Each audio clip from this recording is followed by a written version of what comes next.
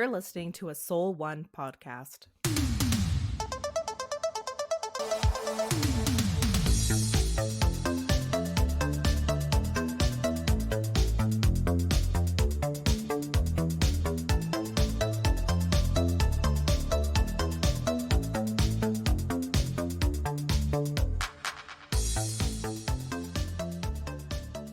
Euphoria got insane. It took a turn, and it is the series finale, because I was questioning that if this is the last season. I've heard. It I've has seen a to lot be. of back. I've seen a lot of back and forth discourse about that. It has to be. I mean, I don't know. Should I do a quick spoiler alert? Because I want to say something about Euphoria. Pause it if you haven't watched Euphoria and you're scared. I mean, a lot of people are dead. So I don't know how they would continue the show. So there were just things that happened. I'm like, wow, of all the ways this show was going to go, I didn't expect this. I didn't think it'd be one of those shows where, these really important characters are dead. Yeah, but that's the ones with the biggest careers. Oh, they're the ones. So they were like, yeah, we're not risking another season of this. That's right. Although they didn't have to come back, but I wonder if there was like a contract we didn't know about. I do not watch the show. I've literally, as you know, Mike, I've only followed this season via, recaps or like literally what comes kind of up organically. I did Google one thing because I was like, oh, I've been following along secondary. So now I need to know.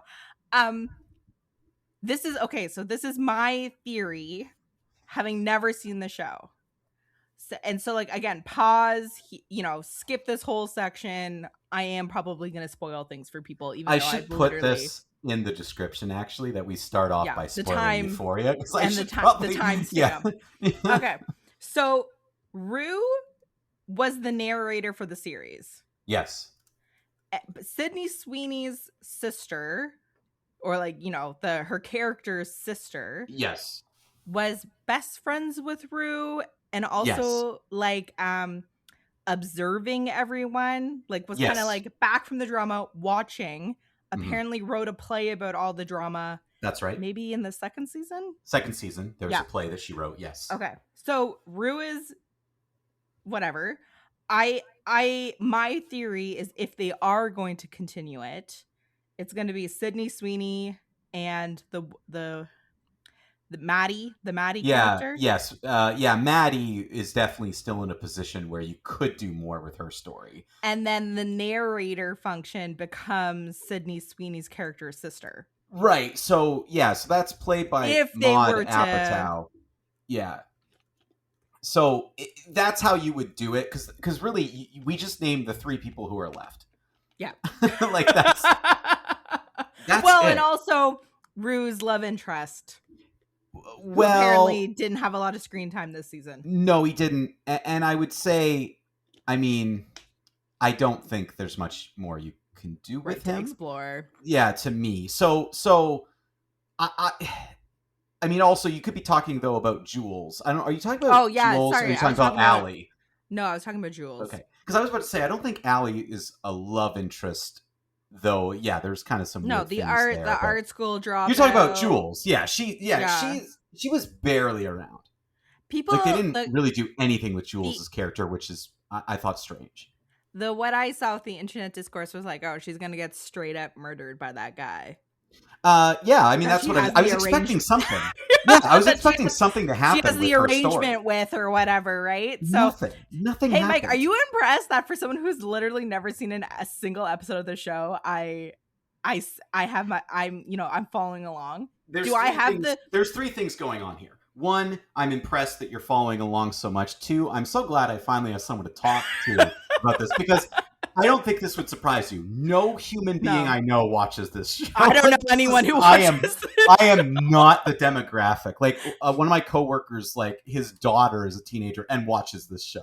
So I'm like, well, that's the crowd. So Cassie, Maddie, you could do a lot with. Maud Apatow's character, I think her name is Lexi. Also, you could bring back the three of them. You could do a lot with. There's definitely that would be what to do with another season is bring the three of them back, but then do something with Jules's story, because nothing really happened there. But I feel like for Rue, who is, essentially been our main character, it's kind of done. It's over. You know what I would do if I was the writer? So as far as I can tell, again, from the recaps, Cassie's running a content house. Yes. To pay off the debt she inherited from her husband. From Nate. And and Maddie's like helping, kind of like is the liaison, or like the business. I mean, Maddie turns into basically yeah, but I wouldn't even call it a pimp, because it's not like prostitution. Like it's content creation, but obviously there's things further than that. And it would be like the equivalent of like a drug kingpin. That's what Maddie becomes, but for kind of this other kind of money laundering system that they have going on. But she's in charge. Like the money is to pay off the debt. The whole point is to pay off the debt. Yes. Yeah. So they're still like tangled up with this debt. So like that's like, that would make an interesting, how are they going to get out of this debt type of thing. And then like also, she becomes this like queen pin or whatever of the industry. There's four main characters left who you could expand their story. So like you're saying, you could like, this is how I would connect, because from what I can tell, Jules doesn't have a connection with any of the other characters. No, Maddie visits her at one point in time, and then Rue is kind of her big connection. So what I would do is, because of that guy she has an arrangement with, somehow the girls in the content house, like he ends up being a serial killer. And is like targeting the women in the content house. And that's like, I know it's not a crime. It's not necessarily like a crime show. I mean, it was this season, but yeah. Because of the drug running or whatever. The drug running, yeah. Yeah, just because the internet seemed to think that character, who's like a pretty recognizable character actor. The guy she has the deal with? Yeah. Yes, I recognize. Yeah, I recognize. Yeah, yes, he is like a record. So that's when people were like, "Oh, when I saw him, they thought he was gonna have a bigger role. Like he was gonna." And then they're like, "Oh, he's obviously gonna kill her," based on the or what's anything going on. Yeah, I thought anything could happen with that story. But anyways, it's so has what's his name? Sam. What's the showrunner's name? Yeah, what is Sam something, right? Or am I completely off base? No, I think it's Sam something. But has he said there's not going to be any more seasons? I haven't heard anything like that. I just saw on the internet people describing, all our thoughts on the series finale. So that's what I've heard, but I haven't heard anything kind of official in terms of... It could go either way, essentially. I mean, to me, it seemed like, this is you definitely ending it. But yeah, you just made a strong case for these four characters who are still around. Everybody else is super dead. And as far as I know, there is no magical elements in this series. Oh no! So when you're dead, they will not be doing a Buffy. They won't be doing a Buffy. No, there's no way you can come back from what happened to particular characters. So no, they're gone. So yeah, I think it could go that direction, but it seems like it's a series finale, and whoa, what a way to go out. Like what a last couple episodes. I read that people were quite disappointed with how Jacob Elordi's character was treated. Like, not treated in the sense of like he got what he deserved. Like, they just felt like it was maybe underdeveloped, and like was a complete 180 from the first two seasons. I don't agree with that, actually. I think this is the progression of who he was, the logical conclusion. Yeah, like I definitely think he was different than he was in high school, but who isn't? And I think what happened is he went from being a bully, abusive, and having a lot of issues, to an adult who lied, schemed, tried to lie his way in and out of situations. You can't be as much of a bully in real life. I mean, you can, But once you get out of high school and once you get out of like the school atmosphere, it actually is a lot harder to get away with being a bully.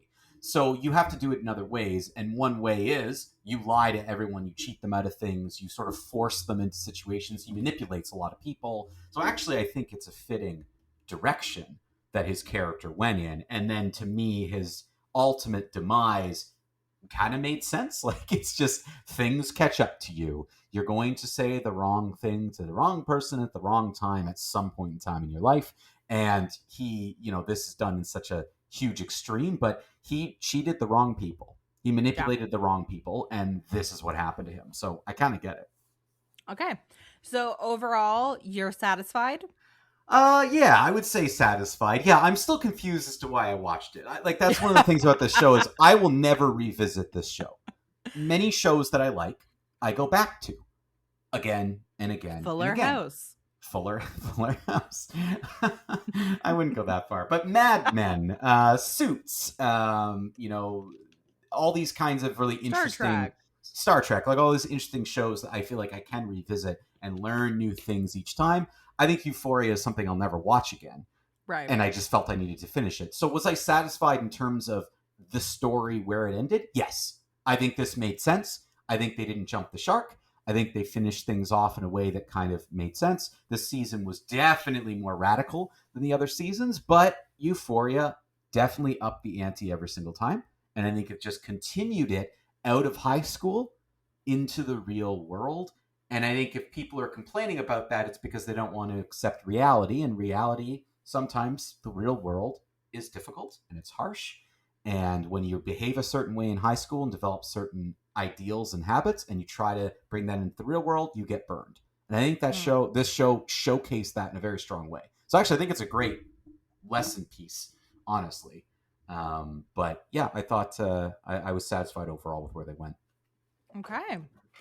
And I was gonna segue into our movie reviews, but any other shows that you've caught up on? Not completely. I still have to finish the second season of Daredevil Born Again. I'm not quite finished, so I haven't caught up on that. I'm almost caught up on For All Mankind, which is another favorite of mine that just came back. I'm almost there. A couple more episodes to go. And I've been forcing myself to watch Star Trek, their Starfleet Academy show, even though it's probably the worst thing I've ever seen in my entire life. But I'm forcing my way through it ever so slowly. Okay. There you go. I'm trying to think. We have not watched any X-Files because that's the only show I'm watching right now. But the reruns, because the new one hasn't come out. We haven't yet. watched the new ones yet, and we took a little bit of break for probably 2 weeks, and at night we're just too exhausted even to watch X-Files. So no show updates from the Lynch household. Are you somebody who kind of goes through this cycle of every once in a while, you're like, oh, we've got a show we're going to watch. Now we'll watch it for a few days. And then life gets busy and you don't watch TV for weeks and on end. And then you come back to it. Like, is that kind of what you've been finding? Yeah, we kind of get in a groove where we'll watch things in bursts. But we've been watching after George goes to sleep. And he's just, some nights he doesn't want to go to sleep right away. And whatever, life gets in the way. But also the episodes were on the second season of like 1,000,000. That shows you how slow we're going. And there was 3 or 4 episodes back to back that were not alien, but like more kind of paranormal, spooky in nature. And Dan was like, I need to take a break. He's there for the aliens, and I like the spooky episodes. Right. You know what I mean? And so there was a lot of spooky episodes back to back to back. And so we just took so it was like a life circumstance, but it was probably also a needed break from X-Files.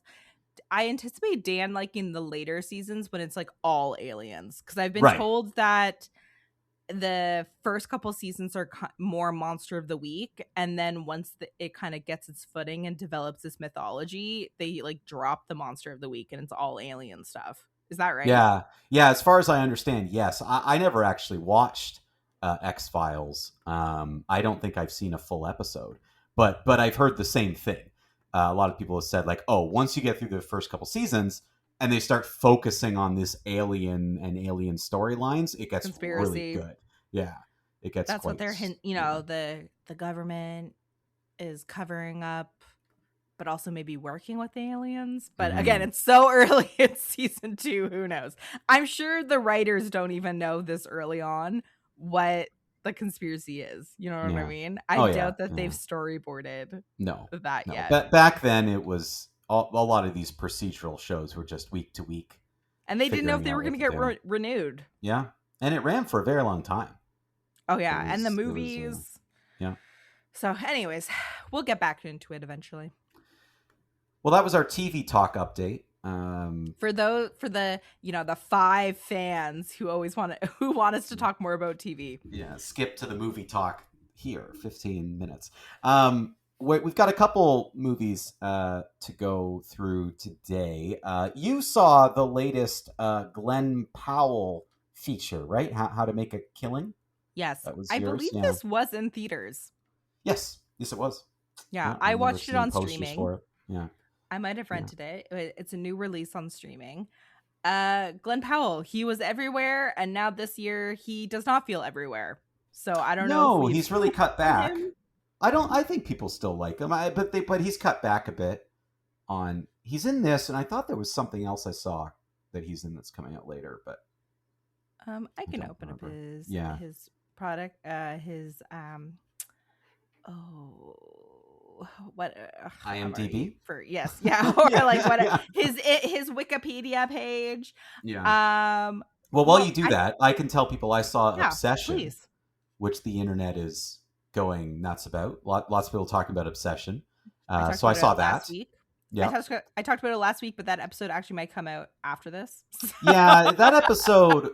I don't know when it'll come out, but whenever we're talking about the Sheep movie, you'll notice our audio is a little rough because we had some technical issues, and I was on a phone. Well, actually, to be more accurate, your audio, Taylor, is fine. Right. I sound like I'm on a phone because I am. Which you were, yep. So I'm going through, and that episode's taking a bit longer to edit to try to bump the sound up a bit. So that might come out after this, might come out before. It's hard to say. But yeah, you talked about Obsession. I'll review it today. So we've each got kind of our movies to go through. Have you opened up Glen Powell's whatever? I did. And you know what's so funny? The mind is tricky because he actually, his busiest year was probably 2022 with Apollo 10.5. Did not see that. Top Gun Maverick, Devotion. Mm-hmm. Then Hitman came out in 2023, but I could have sworn I reviewed that last year. 2024. Oh, and that was the year with Anyone But You. Right. Then in 2024, Blue Angels and Twisters. Mm-hmm. And then 2025, his only release was The Running Man, which is a remake. Right. I did not watch that one. 2026 looks a little busier. How to Make a Killing. He's a voice actor in the Super Mario movie. And then The Great Beyond is coming out. It's a J.J. Abrams movie. Yes. The Great Beyond. Yes, that was the one I was thinking about. People are looking for that one. And then first time J.J. Abrams is back. He disappeared forever. This is like his return, his directorial return. He hasn't been... Because Jenna Ortega's in that one and someone else. I think people, at the beginning of the year, when I looked at like most anticipated movies, The Great Beyond was on the list. So all that to say, he felt like he was everywhere, but he's only in like 1 or 2 movies a year. And then the movies we know him most for, Hitman, Anyone But You, 2023. So like, that's I don't know. Yeah. I feel like he just was like in a lot of promotion maybe. And like was like really out there, like because I think they were trying to really push him as a leading man. I feel like he kind of had. I think this might be controversial, Mike. I think he is a better actor than Ryan Reynolds, but I feel like he's kind of has the Ryan Reynolds syndrome. Yeah, where they don't know what to do with him. I agree, and I think Ryan Reynolds, they found what his thing was, and they stuck him in it. I think Glen Powell's got more and is a better actor overall, so can do more. Because he was very good in Top Gun Maverick, and I thought he was very good in Anyone But You. I thought he was fine in Twisters. Like, I don't think... The one thing they did is I thought he was going to be extremely unlikable, and they did a good job of not making him super annoying in that movie. So, he's shown some range, I guess what I'm saying. Whereas Ryan Reynolds, I don't think has much. He's got his one Ryan Reynolds thing that he does, and he does it very, very well. Glen Powell, I don't think they've found that for him yet, but I do think he's someone who has more range than that. So I agree. Chris Pine had that problem too. I might be thinking of a different actor, but oh well, and I mean Chris Pine, if so, broke out of that because he's been in things. But there's a couple actors in the 90s and the early 2000s where they're good looking, but they also have comedic timing, and they like don't really know, like, is he a leading man? He's maybe not, but he's too good looking to be the comedic relief. Anyways, we'll see. I think it's still relatively early in his career, even though he's literally been acting since 2003. I think he really just didn't. He had his breakout in 2022, so that's why. Well, he was in Spy Kids 3D. Yeah, there you go. That was his child acting debut. But I feel like he's kind of broken into the mainstream market in 2022 with the Top Gun. So anyways, it's still relatively early. It'll be interesting to see what they do with him. So I watched How to Make a Killing. This is an A24 movie, so you can expect it to be a little bit weirder than most mainstream movies. I typically like I guess it's A24, not A24. I apologize. But the production, they're kind of known for smaller budget movies, horror movies, and kind of just like, just a little bit weirder, a little bit more out there. So I didn't really know what to expect from this movie, but it is a black comedy thriller, and it's a very simple premise. He's been disowned by his family at birth because his mother chooses to give birth to him, and so he's been cut off from the family, and he stands to inherit $28 billion. That's billion with a B. Yeah.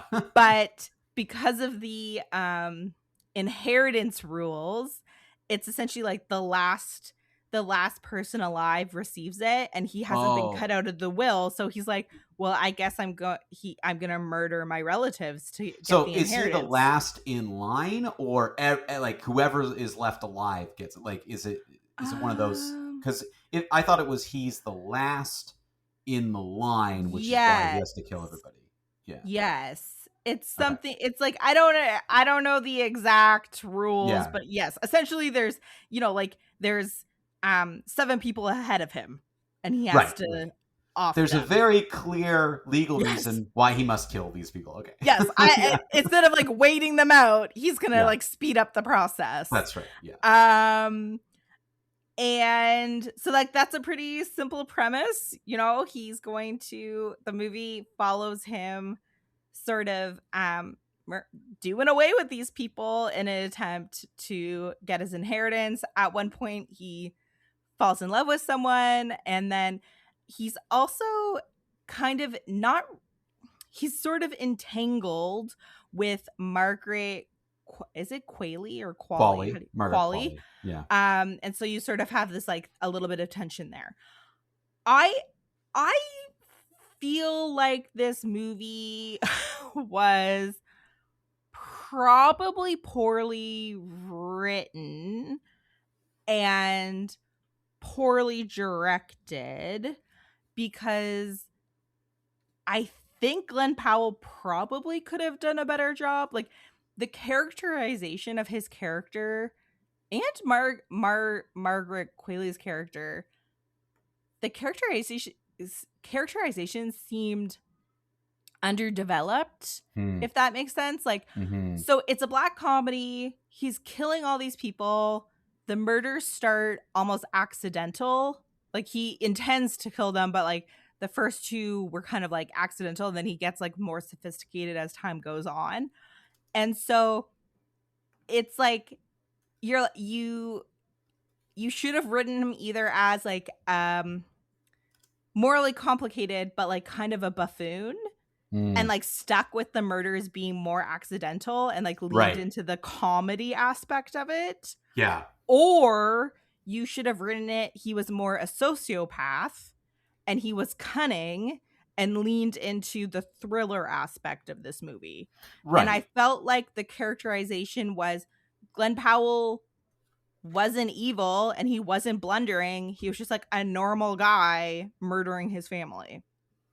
Yeah, because that would lead to the kind of comedic nature of it and keep it lighthearted and interesting, and like that sounds like a lot of fun. Yeah, but it wasn't lighthearted enough, and it also like wasn't thriller enough. Because like I thought it would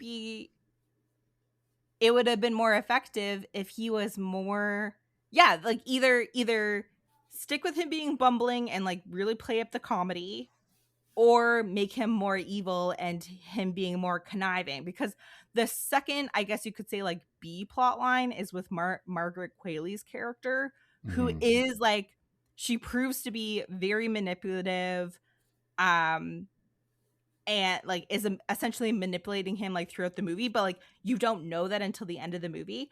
I thought it would have been, if you're gonna make him quote unquote evil, she should have been manipulating him almost from the onset, and it would have been like a kind of like a cat and mouse movie, still black comedy, but like cat and mouse. And then because the movie kind of, a little bit of a spoiler, so again, this is a spoiler heavy episode, so pause here, but it's essentially like they're made for each other in the end of the movie, right?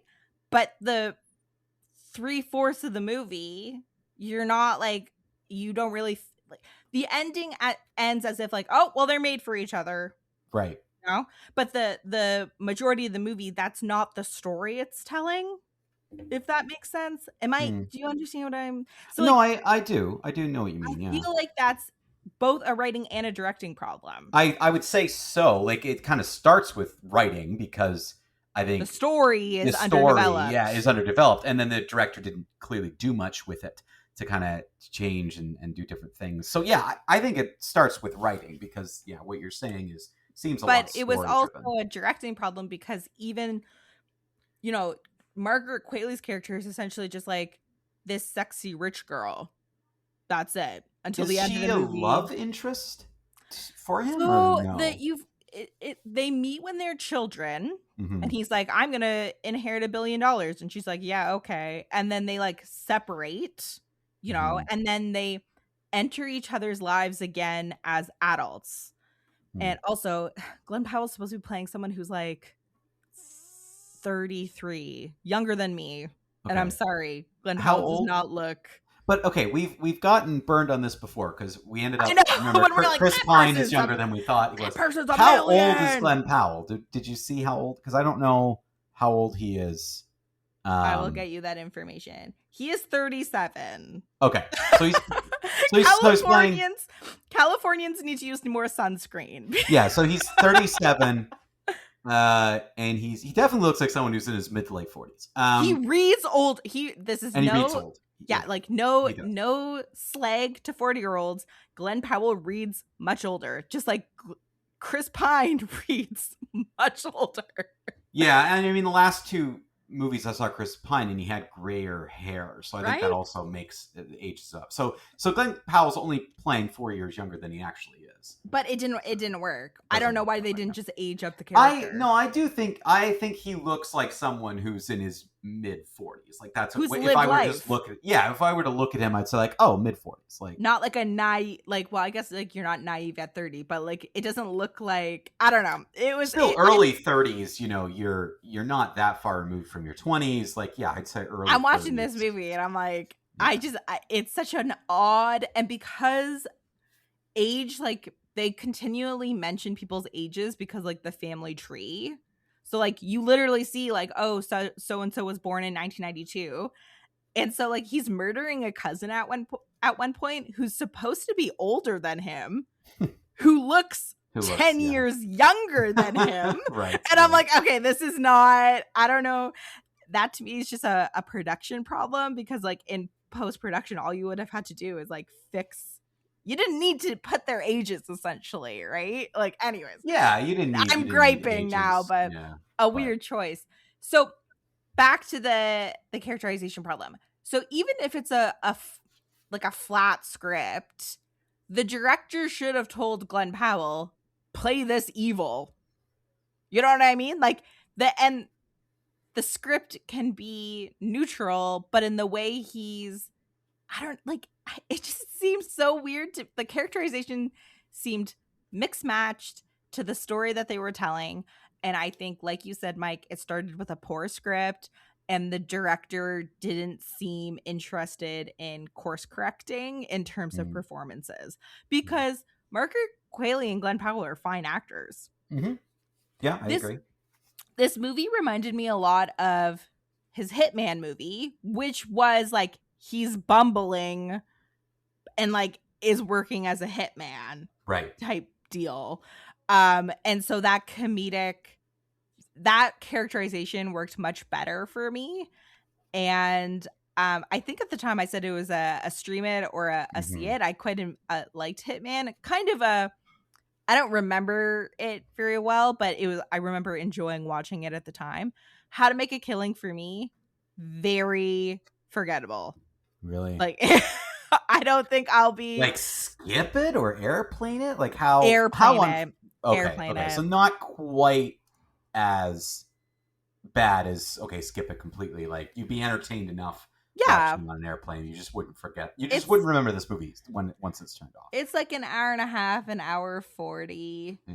Oh, it's an adaptation. Israel Rank, the autobiography of a criminal.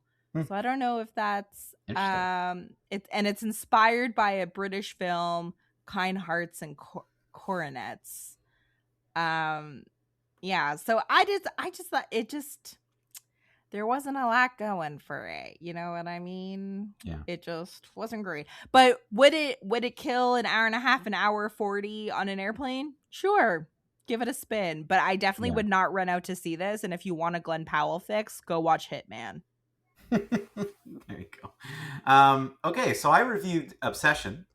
So you were talking about this director last week who... Yeah, he kind of has like a funny name, like his I want to say like Curry Barker. Yeah, there you go, yeah. Curry Barker.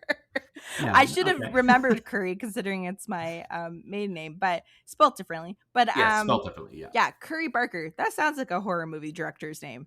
Yeah, and this is a pretty sort of low budget, smaller movie. Wasn't the budget like $1 million?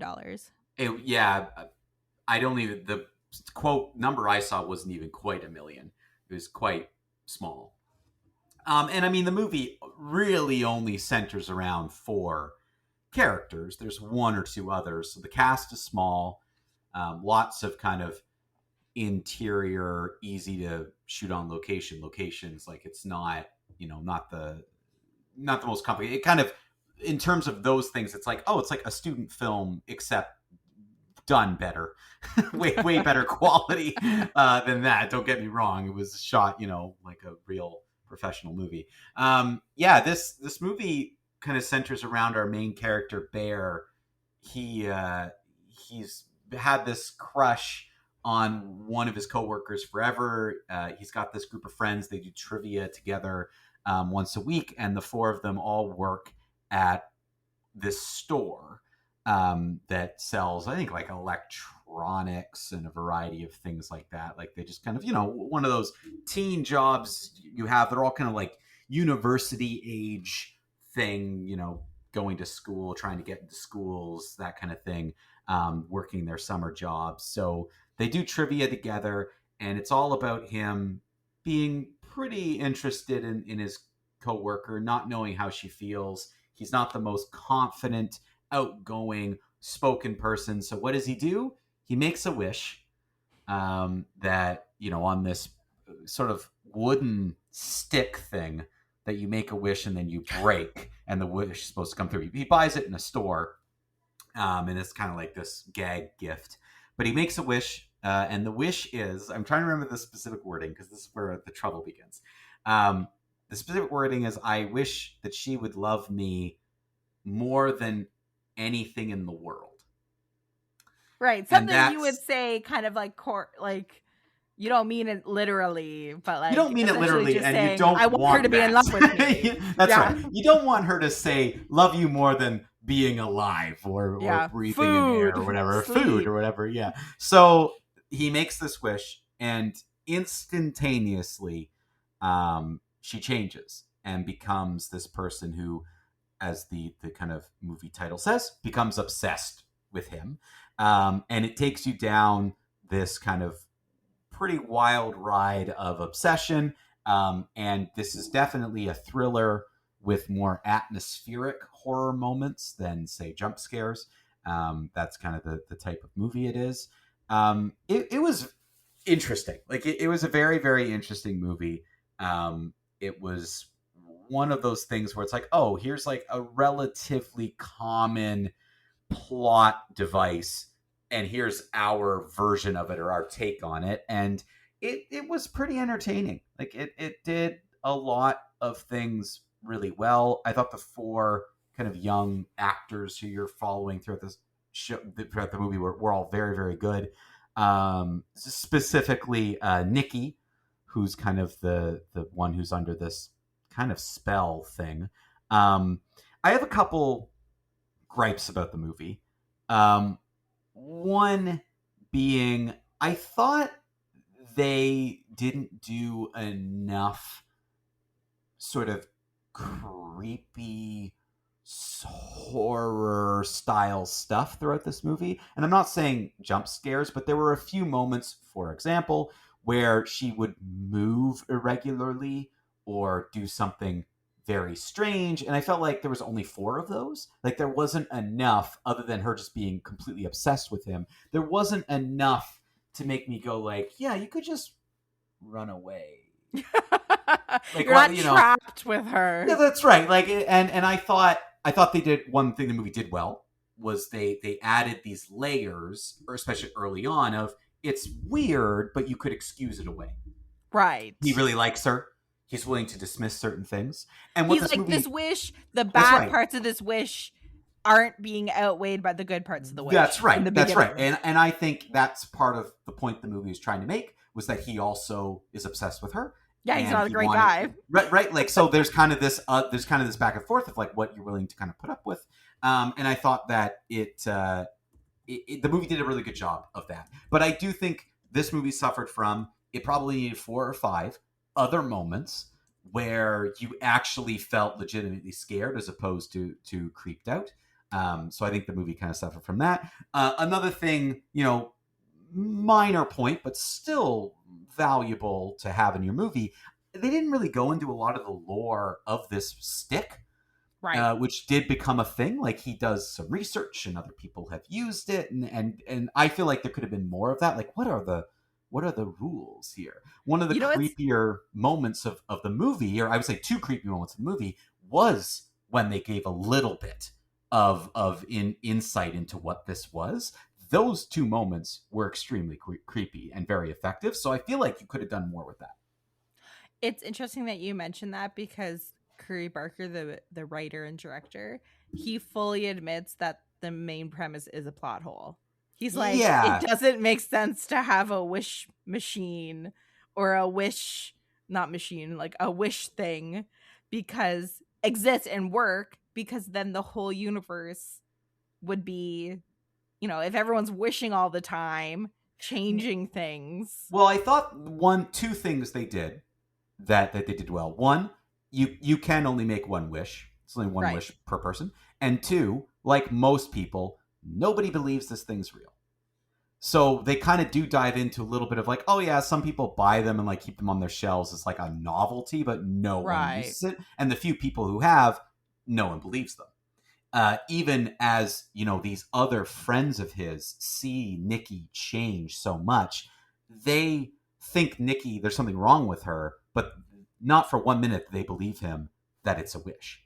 It's like, no, like she's had some sort of a breakdown. Like something's going on with her. She's the one changing. So it was very interesting. I thought they, I spent less time questioning that because I think the movie gave a little bit of detail also on that. Suspension of disbelief. It's a yeah, wish exactly. movie. It's a wish movie. It's a premise we've seen before. Someone goes crazy, a wish goes wrong, and this is what happens. Well, it's the monkey paw, right? Yeah.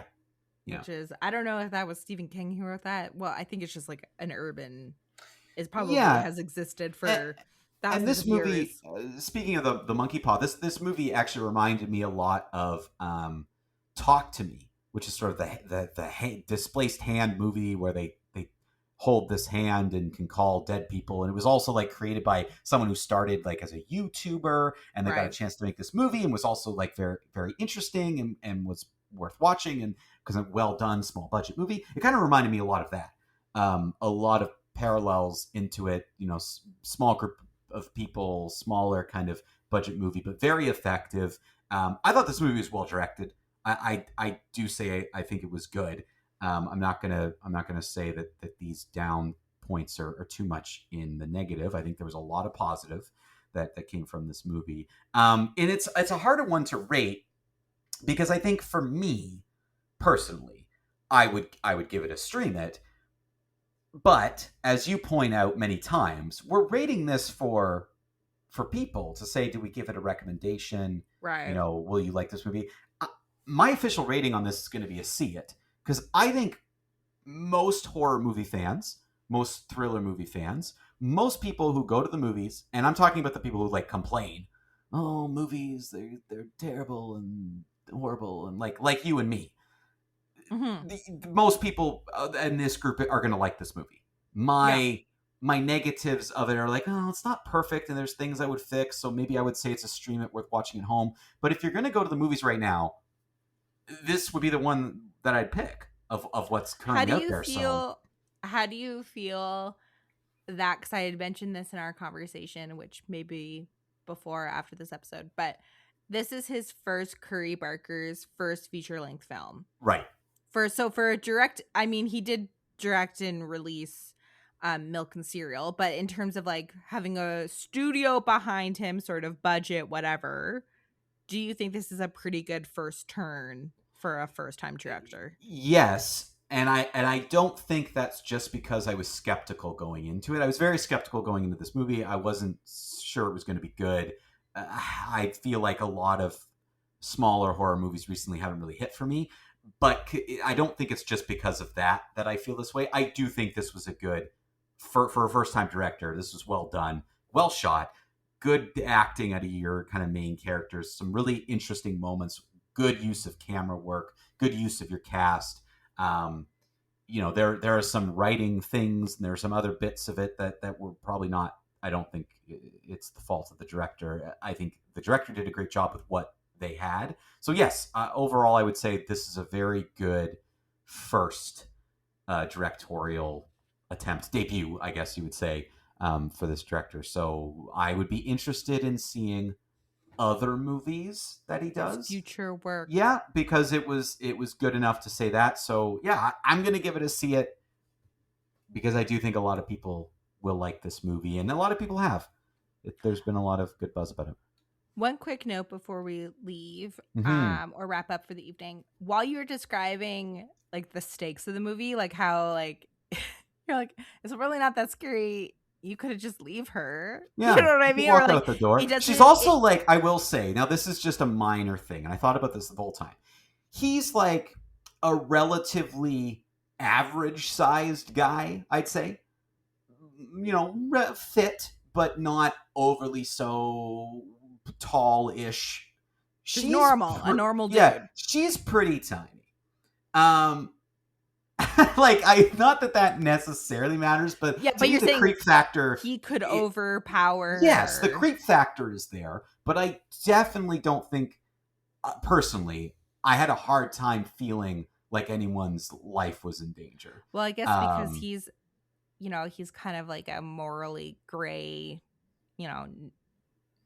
not, I don't mean nerd, like kind of, like nerd in the derogatory sense. Like he's kind of like a weak spined guy. He doesn't have the guts to... Yes, and he does, again, I think they explained it well. He is also in love with her and very much obsessed with her. So you're gonna, obviously there's that. I just he doesn't want to harm her. Yeah, but so, and I think that's why he stayed. Like it's not he couldn't have just bailed. It's that he wanted to make this work so bad that he was willing to kind of forego some of the running away, or like he was able to figure out in his mind, well, I can survive this. So what you were missing from the movie reminds me of, did you ever see The Loved Ones from 2009? It's an Australian horror movie. And the basic premise is that there's this like shy girl, and she wants to ask like the popular guy to the prom, and he turns her down. And so her dad kidnaps him, and they like have prom at her house, but she's obsessed with him, and so like it doesn't go well. Right.